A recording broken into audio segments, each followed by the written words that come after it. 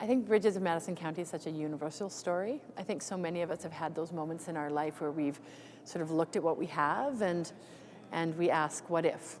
You know, what if we'd met someone else, or maybe we do meet someone else, or we have that moment where we're feeling slightly dissatisfied in our life, or slightly bored, or slightly stuck. And then, you know, just with the fickle finger of fate, something presents itself to you that opens up the possibility of so much more. My character's name is Robert Kincaid. He is a photographer for the National Geographic. He's come to Iowa to photograph some famous covered bridges and has trouble finding the last bridge. So he pulls into a driveway asking for directions and ends up finding a lot more than he was looking for.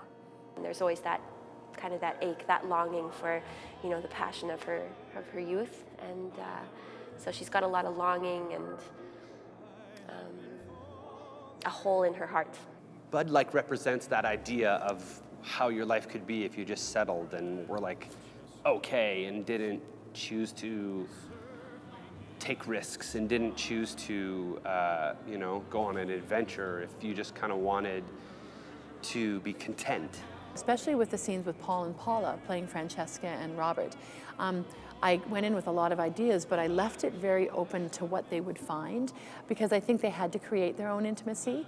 Paula Petoskey and Paul Essiam, like, the chemistry there is just ridiculous. Yeah, it's beautiful. In musical theater land, we all joke about it. You can't sing a Jason Robert Brown song unless it's 12 or 14 pages.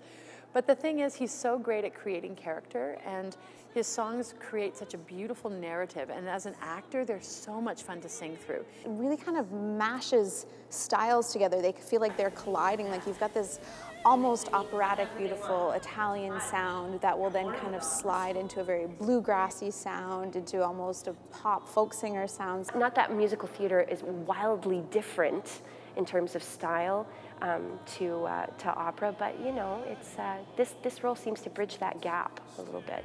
Jason Robert Brown has found a way to take Waller's words, the way that he expresses the uniqueness of this experience, the once-in-a-lifetime aspect of this experience, and the collision of these two souls, these two people together. I think his music and his lyrics encapsulate that beautifully.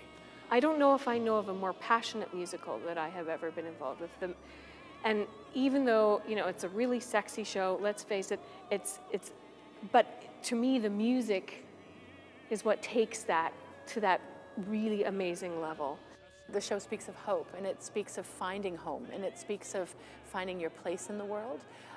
It's an incredibly charming show that way, but it's also aspirational. You know, it gives you that sense of leaving, even though you're sad, you've cried your guts out, you feel hope and you feel home.